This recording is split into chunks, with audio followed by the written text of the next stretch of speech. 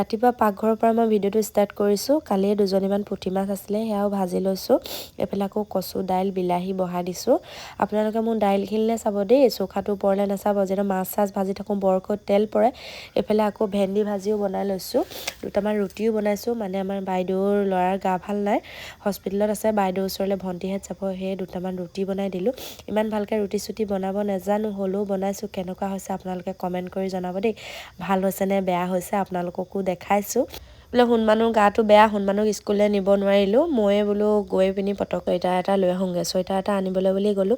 সেই টাইমতে মানে এনেকুৱা জোখ টাইমত পাই গৈছোঁ। আমাৰ আকৌ পাৰ্টিটো মিনি পাৰ্টি এটা চলিলে, মানে আমাৰ এই লগতে থকা বাইদেউগৰাকীৰ ছোৱালীৰ জন্মদিন আছিলে। আমি বোলে জন্মদিন খাবলৈ নাপালোঁ যে, সেইটো কাৰণে আমাক আৰু সৰুকৈ পাৰ্টি এটা খুৱাইছে। আমিনো খাওঁকৈ থাকোঁ, এফালে খাবলৈ বহিলোৱে।